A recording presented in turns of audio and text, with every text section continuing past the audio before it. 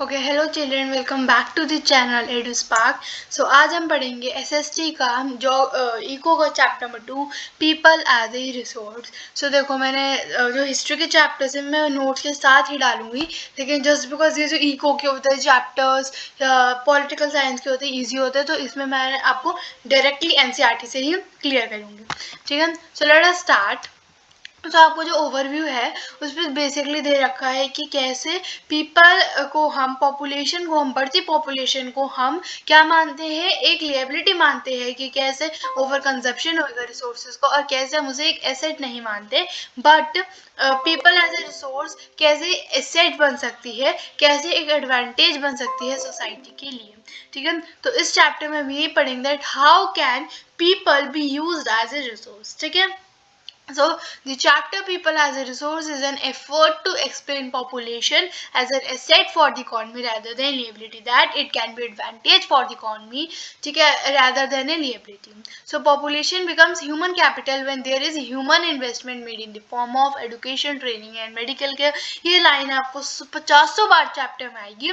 तो देखो, हमने 3 तरह की वो पढ़ी थी, बेसिक फैक्टर्स पढ़े थे, land, labour, physical capital and next था human capital. So human capital क्या होता है? जब आप नॉलेज को, हार्ड वर्क को, एंटरप्राइज को एक साथ लगाते हो और उससे एक अच्छा आउटकम आता है। इनफैक्ट आउटकम ना कैसे भी है, पॉजिटिव नेगेटिव, लेकिन आउटकम आता है ना। सो बेसिकली जब पॉपुलेशन ह्यूमन कैपिटल तब बन जाती है जब इन्वेस्टमेंट होती है एजुकेशन में, ट्रेनिंग में, मेडिकल केयर में, है ना। सो ये हमारे क्या बन जाता है, वो ह्यूमन कैपिटल बन जाता है। ठीक है, in fact human capital is the stock of skill and productive knowledge embedded in them.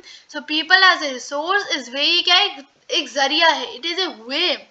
जब हम कंट्री की जो working population, the population that is working, है ना, हम उसे रेफर करते हैं इन टर्म्स ऑफ उनके अंदर के स्किल्स है, उनके अंदर के एबिलिटीज है। So people as a resource is a way of referring to a country's working population in terms of their existing skills and abilities. ये आपको 1 से 2 नंबर की डिफाइन आ जाएगी, तो ये आपको लर्न करनी है। ठीक है, so looking at the population from this productive aspect, हम हमेशा क्या देखते हैं, एज ए लिएबिलिटी देखते हैं कि कैसे ओवर कंजप्शन होगा रिसोर्सेज का, कैसे ओवर क्राउडेड हो जाएगी जगह, है ना।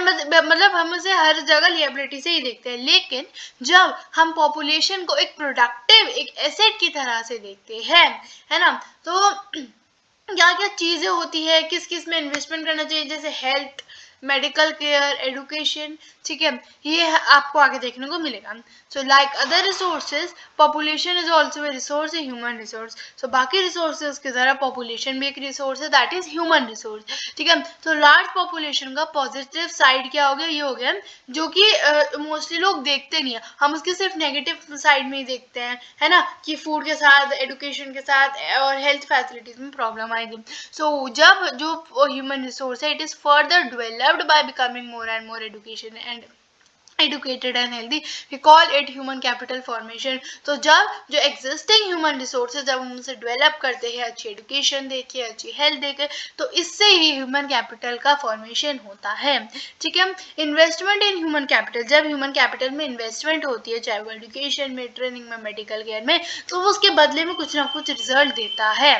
ठीक है, अब इससे क्या होगा, हमारी कंट्री की इकॉनमी बढ़ेगी। अगर लोगों की हेल्थ अच्छी होगी, एजुकेशन अच्छी होगी, तो इससे ना कंट्री की इकॉनमी रेट में इफेक्ट आता है, वो अच्छी होती है। ठीक है, तो अगर मैं आपसे कहती हूँ दैट अगर जो मतलब जो कैसे कैसे एजुकेशन हेल्थ कंट्रीब्यूट करेंगे वो हम आगे पढ़ेंगे, लेकिन अगर मैं आपसे कहती हूँ दैट एक कंट्री का नाम बताइए जिनके पास नेचुरल रिसोर्स नहीं थे, लेकिन उन्होंने अपनी ह्यूमन रिसोर्स में इन्वेस्ट करके अपनी जो ग्रोथ है, इकोनॉमी रेट है, वो बढ़ाया, तो उसका आंसर क्या आएगा, जापान। ठीक है, ये भी आपको एमसीक्यू में नंबर में आ जाते हैं, फिल इन द ब्लैंक्स में आ जाते हैं, आपको आगे देखने को मिलेगा। ठीक है, सो just a minute. So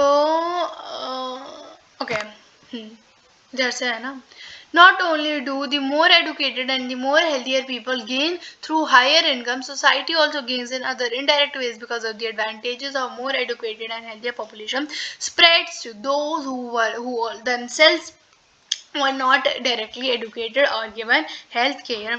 So देखो, जो educated लोग होते हैं या healthier people होते हैं, वो ही country की economy वो नहीं बढ़ाते, या वो ही सिर्फ जो अपनी मतलब higher income से अपनी life अच्छी बनाते हैं, बल्कि इससे कई सारी मतलब इससे जो society है उसे भी advantage, एक second,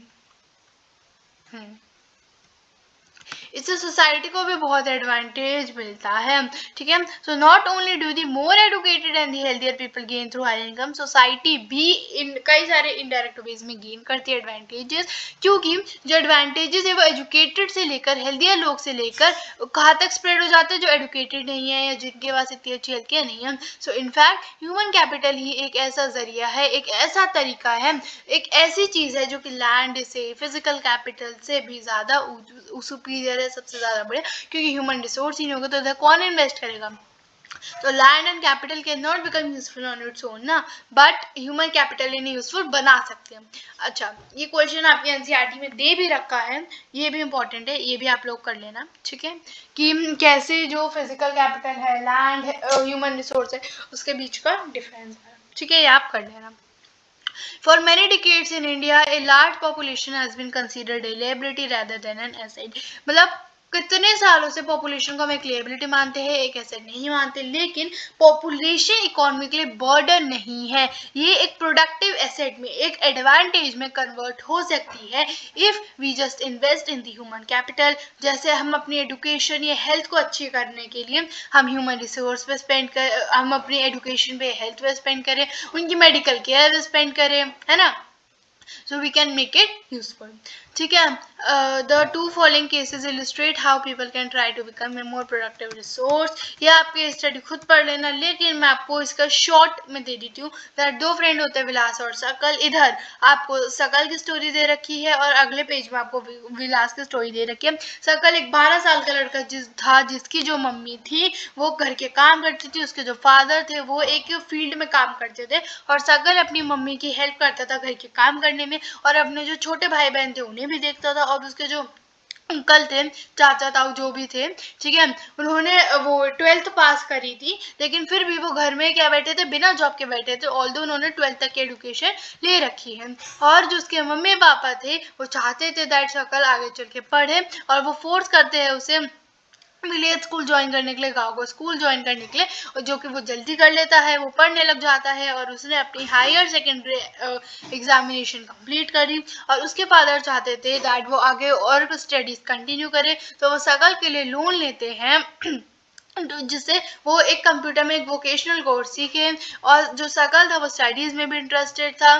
तो इसलिए उसने ये कोर्स कंप्लीट किया, और कुछ टाइम के बाद उसे एक प्राइवेट फर्म में जॉब लग गई, और उसने एक नया सॉफ्टवेयर भी डिजाइन किया जिससे उसका प्रमोशन हुआ और उस कंपनी की सेल भी अच्छी हुई। तो हमने देखा कि कैसे सकल की जो मदर थी वो डोमेस्टिक चोर्स करती थी, उसके जो पापा थे वो फील्ड में काम करते थे, उसके जो अंकल थे वो घर में के वो ऐसे ही बैठे रहते थे बिना जॉब के, लेकिन उसने कैसे एडुकेशन की हेल्प से अपनी जो वो है घर, उसकी जो सिचुएशन है वो पलटी, ठीक है। अब वो अपने फादर का जो एजुकेशन वाला लोन है जो उन्होंने उसके ऊपर दिया था वो भी वो कर सकता है ना, चुका सकता है, एंड कैसे उसके जब उसकी जो हेल्थ अच्छी थी तो वो क्या करा, स्टडीज वो आगे कर पाया और उसे बिल्कुल भी दिक्कत नहीं आई। तो कैसे जब वो एजुकेशन में एंड हेल्थ में उसने कंट्रीब्यूट किया, है ना, और इससे ये बेसिकली एक कंट्री के लिए एसेट बनता है ना। विलास जो कि 11 साल का लड़का था जो कि सकल के साथ ही रहता था, उसके ही विलेज में रहता था।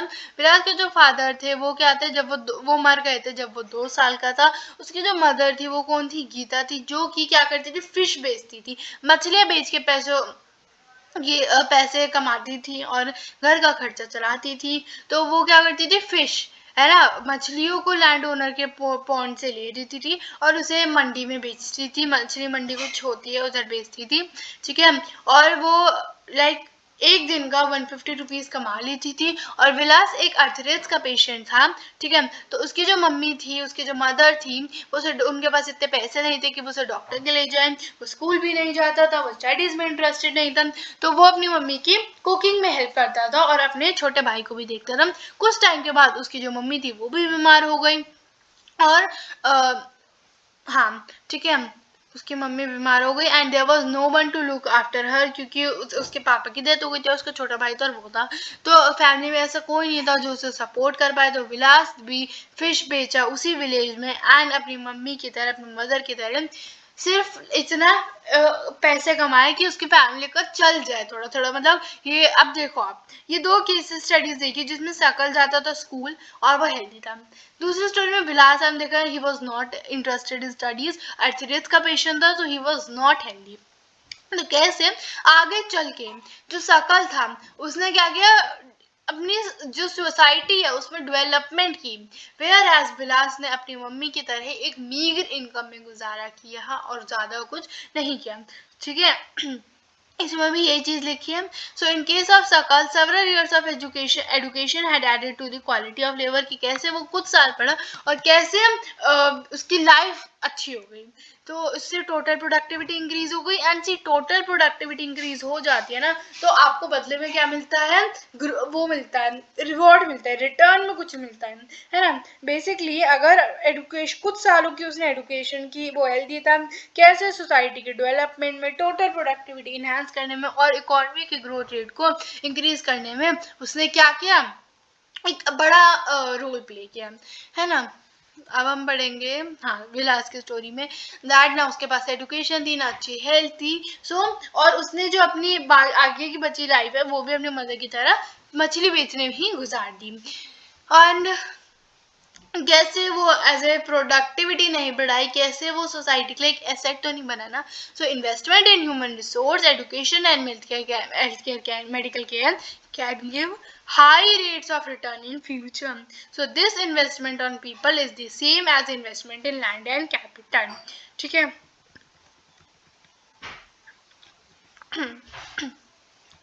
a child too with investments made on her education and health care can yield a higher return in future in the form of higher earnings and the greater contribution to the society.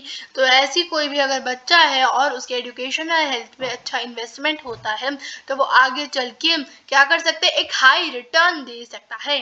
ठीक है, तो जो educated parents होते हैं, अब देखो एक vicious cycle चलती है जिसमें होता है एंड अगर आपके पेरेंट्स एजुकेटेड है तो वो ये चाहेंगे ना कि आप जो हो वो भी एजुकेटेड हो, ठीक है, आप भी अच्छी तरह एजुकेटेड हो, है ना, वे और आपकी हेल्थ का भी ध्यान रखेंगे, क्योंकि उन्हें इम्पोर्टेंस पता है ना कि अगर आप अच्छी एजुकेशन होंगे, अच्छी हेल्थ होंगे, हाइजीन होंगे, सो क्या क्या आउटकम्स होंगे, क्या अच्छे आउटकम्स होंगे। वेयर एज ऐसे जो पेरेंट्स होते हैं जो इतना अच्छी तरह एडुकेटेड नहीं होते या जो इतनी अच्छी तरह जो हाइजीन का ध्यान नहीं रखते, तो वो अपने बच्चों को भी इतना अच्छा नहीं बनाते, उनके बच्चे भी क्या करते हैं ऐसी साइकिल में हो जाते हैं। सो ये एक विशियस साइकिल बनती है।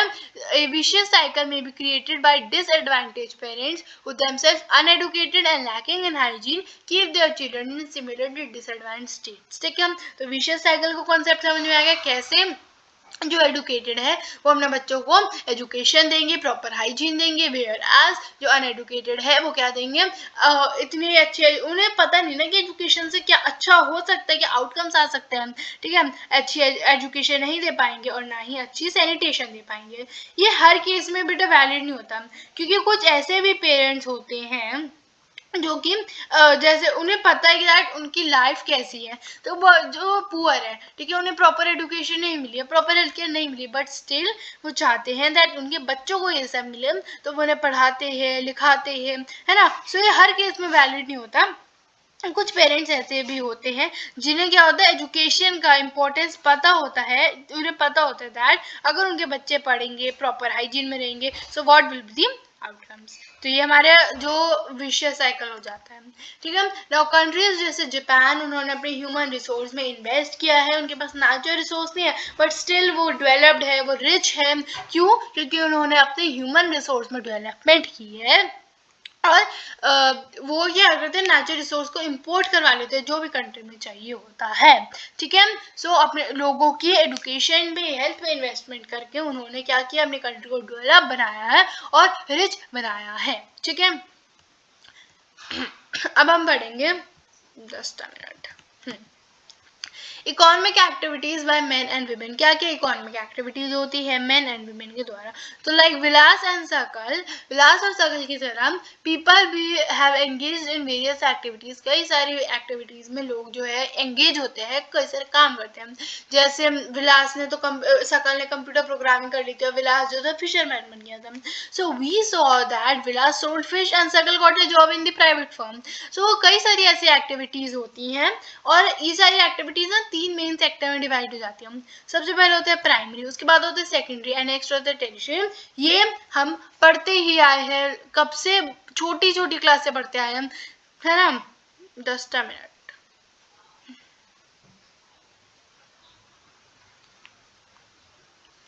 ओके, सो प्राइमरी सेक्टर जो होता है वो क्या इंक्लूड करता है, जितनी भी एक्टिविटीज होती है नेचर से रिलेटेड, जैसे एग्रीकल्चर, फॉरेस्ट्री, फिशिंग, माइनिंग, ये सब। फिर एज सेकेंडरी सेक्टर में, दैट इज सेकेंडरी है ना, उसमें क्या आता है, मैन्युफैक्चरिंग आ जाती है, कंस्ट्रक्शन आ जाती है, और हमारा वो जो दे रखा है टर्शियरी सेक्टर, उसमें क्या आ जाता है, ट्रेड आ जाती है, ट्रांसपोर्ट, कम्युनिकेशन, एजुकेशन, टीचिंग, ये सब आ जाता है।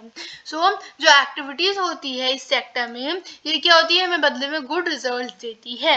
So these activities add value to the national income and these activities are called economic activities. So जो एक्टिविटीज हमारी कंट्री की इकोनॉमी रेट बढ़ाती है, डेवलपमेंट करती है, वो हमारी इकोनॉमिक एक्टिविटीज होती है, जो नेशनल इनकम में वैल्यू ऐड करती है। इकोनॉमिक एक्टिविटीज दो उसमें डिवाइड हो जाती है, दो पार्ट्स में डिवाइड हो जाती है, market and non market activities. So market activities होता है जब हम किसी को काम करने के लिए पैसे देते हैं, ठीक है। This include production of goods and services including government service, है ना, ये तो पता ही है। नॉन मार्केट एक्टिविटीज वो होती है जिससे नेशनल इनकम नहीं बढ़ती है, they are only for self consumption, ठीक है।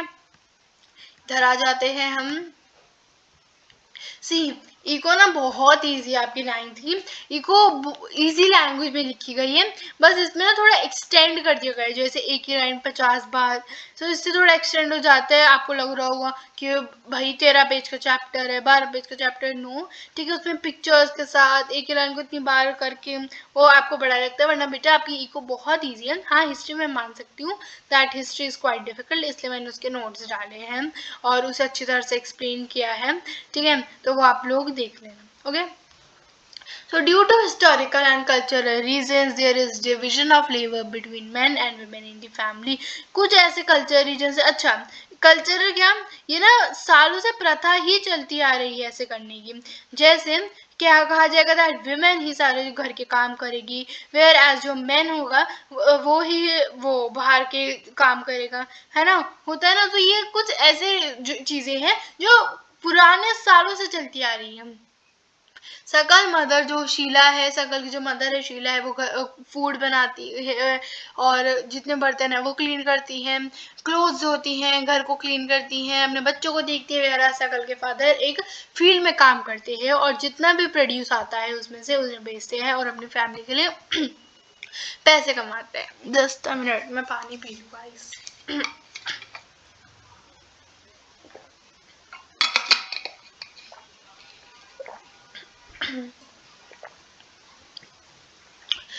शीला जो काम करती है उसके लिए उसे कुछ पेमेंट नहीं मिलती, उसके लिए उसे कुछ पैसे नहीं मिलते, जबकि वो अपनी फैमिली का ध्यान रखती है, ये सारे काम करती है। व्हेयरएज बूटा पैसे कमाता है जो अपनी फैमिली पे वो स्पेंड करता है।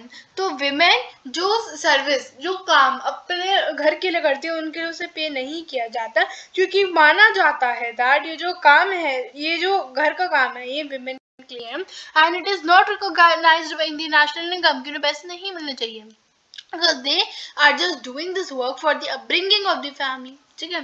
तो गीता जो कि क्या है, विलास की मदर है, वो क्या करती है, फिश बेच के पैसे कमाती है। तो 10 women are paid for their work, वो उनको पैसों के लिए उन्हें पैसे तभी मिलते हैं जब वो लेबर मार्केट में एंड करती है, एंड उनकी जो अर्निंग होती है मोस्टली ऐसा देखा जाता है दैट वो मेन से कम होती है या उन्हें मेन से कम पैसे मिलते हैं। अब क्यों, how why are women employed in these low paid works, है ना, क्यों क्योंकि एजुकेशन एंड स्किल आपके दो मेन फैक्टर्स होते हैं। अगर आपको पैसे चाहिए आपके अपॉर्चुनिटीज़ को खोलने के लिए, तो जो मेजॉरिटी होती है ना वुमेन की, उनके पास ना इतनी अच्छी एजुकेशन होती है ना उनके पास इतनी अच्छी स्किल होती, तो इसकी वजह से विमेन जो है उन्हें कम पैसे मिलते हैं मेन से, एंड वो इसलिए उन जगहों में काम करती है जो कम जॉब सिक्योरिटी होती है, इतनी अच्छी जो इलीगल प्रोटेक्शन नहीं होती है ना। तो यही रीज़न है दैट विमेन को उन जगहों में काम करना पड़ता है, लेस जॉब सिक्योरिटी होती है, क्योंकि उनके पास वीकर एजुकेशन होती है, लो स्किल फॉर्मेशन होती है। So women are paid low as compared to men. Most women work where job security is not there. Various activities जहाँ legal protection अच्छी मिलेगी women के, वो बहुत कम है. Employment in this sector is characterized by irregular या low income. In this sector there is an absence of basic facilities. जब कोई women pregnant होती है, मैटर्निटी लीव चाहिए होती है, उधर भी उन्हें छुट्टी नहीं मिलती है. However women with high education skill formation, उन्हें मैन जितना ही मिलता है. ठीक है. Among the organize sector teaching and medicine. अच्छा, आपने देखा होगा most of the women teaching करती हैं, टीचर बनती है या वो डॉक्टर बनती है. सो some women have entered administrative and other services including jobs that need high levels of scientific and technological competence. देखो, ये मैंने आप वुमेन का बता दिया. अब मैं आपको ये बताती हूँ दैट ऑल्दो जो मोस्ट ऑफ द वुमेन होती है वो आप कह सकते हो टीचिंग में, ठीक है, या डॉक्टर बनती है, लेकिन हमारे इंडिया में ऐसा कुछ नहीं है. ठीक है. कोई भी आप वुमेन के ऊपर कोई रोक टोक नहीं, मतलब घर में होती है, ट्रेडिशनल हाउसेस में होती है, बट अगर हम पूरी सरकार के उससे देखें कोई रोक टोक नहीं है. विमेन जो चाहे वो बन सकती है, गर्ल्स जो चाहे वो बन सकती है, कोई सा भी वो ऑक्यूपेशन इन द सेंस कोई सा भी जो करियर चाहती है वो बना सकती है. अब हम पढ़ेंगे क्वालिटी ऑफ पॉपुलेशन, जो किस पे डिपेंड करती है, लिटरेसी रेट पे, क्या एजुकेशन रेट है, किसी भी पर्सन की हेल्थ पे डिपेंड करती है, एंड स्किल फॉर्मेशन पे डिपेंड करती है. सबसे पहले हम पढ़ेंगे education. So, Sakal's education in the initial years of his life bore him the fruits in the later years in terms of a good job and salary. तो कहते हैं ना दैट अभी मेहनत करो फिर तो तुम्हें फल ही फल मिलेगा, मीठा फल मिलेगा. So